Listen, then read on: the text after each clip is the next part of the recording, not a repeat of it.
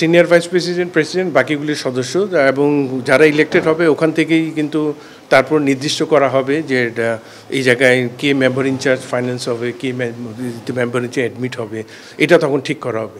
এটার বাইরে বাকিগুলি খালি প্রেসিডেন্ট পদটা ভেরি ভেরি ইম্পর্টেন্ট, এবং এই পদটা হয়ে গেলে তারপরে ওরা বসে যে নির্দিষ্টভাবে ঠিক করবে কে কোন পদে। তো অলমোস্ট 12 জন নমিনেশন ফর্মটা উঠিয়েছে, এবং 2 জন প্রেসিডেন্টের জন্য এবং বাকি 9 জন সদস্য, ভাইস প্রেসিডেন্ট এবং সদস্যের জন্য।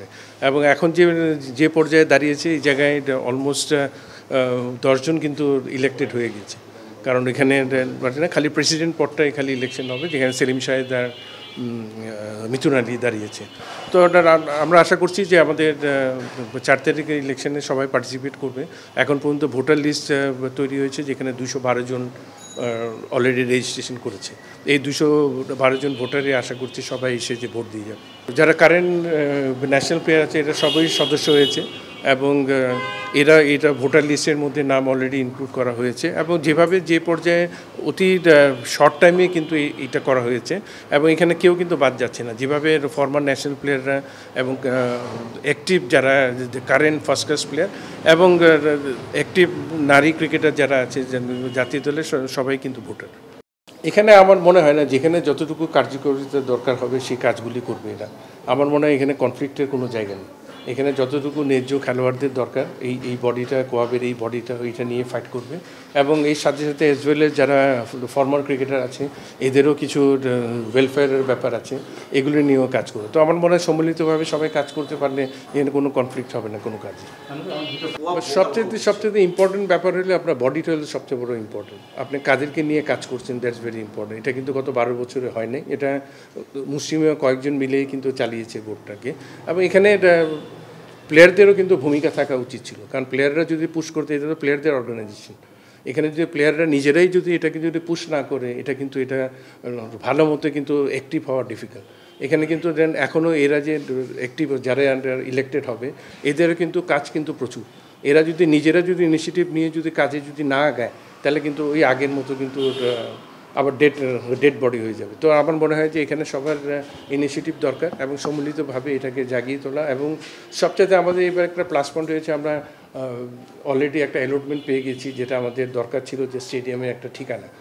এটার জন্য ভেরি ইম্পর্টেন্ট, যাতে প্লেয়ারদের এই জায়গাটায় আমরা চাচ্ছি ওদের ইনভলভমেন্টটা যাতে বাড়াতে পারি, এটাকে একটা ক্লাবের মতো যাতে আমরা একটা করতে পারি। প্লেয়ারদের ওই জায়গা থেকে যাতে মিরপুরে খেলা হলে প্লেয়াররা ওখানে এসে ওখান থেকে যাতে খেলা দেখতে পারে, তো এটা অনেক ওয়েলফেয়ার অ্যাক্টিভিটিস আমরা ওখানে বাড়াবো, এই চিন্তা করে কিন্তু আমরা আগাচ্ছি। একটা জিনিস অলরেডি আমরা এডক কমিটিতে যারা আছি এই 13 জন কিন্তু অলরেডি আলোচনা করেছে কীভাবে এগুলি থেকে খেলোয়াড়দেরকে দূরে রাখা যায়। এগুলির জন্য কিন্তু একটা কাউন্সেলিং কোর্স কিন্তু দরকার আছে খেলোয়াড়দের, এবং অ্যাওয়ারনেস যেটা এটা নিয়ে কিন্তু কাজ করার জন্য অলরেডি আমরা এনসিএল টেকনিক্যাল কমিটি থেকে কিন্তু এটা আলোচনা অলরেডি শুরু করেছি, যাতে যখনই দলগুলি তৈরি হয়ে যাবে, যখনগুলি রেডি হয়ে যাবে, ভেন্যুতে যাওয়ার আগে একদিনের একটা কোর্স আমরা এখানে করব, যাতে খেলোয়াড়দেরকে অ্যাওয়ারনেসটা দেওয়া যায় কীভাবে এর থেকে দূরে থাকা যায়, এবং সেভাবে আমরা আগাচ্ছি। এবং আশা করছি এটা কোয়াবো আমরা রেগুলার বেসিসে, এটা যারা ইলেক্টেড হবে অলরেডি আমরা এডক কমিটি এটা আমরা আলোচনা করে রেখেছি, এটা ওদেরকে আমরা প্লেস করে দিব, যাতে প্রতিটা খেলোয়াড়কে যাতে এই অ্যাওয়ারনেস সম্পর্কে যাতে জ্ঞানটা দেওয়া যায়। আমরা যখন তৈরি করেছিলাম 97, এর আগে কিন্তু একবার করা হয়েছিল, তখন অ্যাক্টিভিটিস ছিল না। 97-এ যখন জাতীয় স্টেডিয়াম, গুলিস্তান জাতীয় স্টেডিয়াম যখন নিয়ে নেওয়া হয়েছিল আমাদের আইসিসি ট্রফি যাওয়ার আগে, তখনই কিন্তু ওই ফর্ম করা হয় বলে।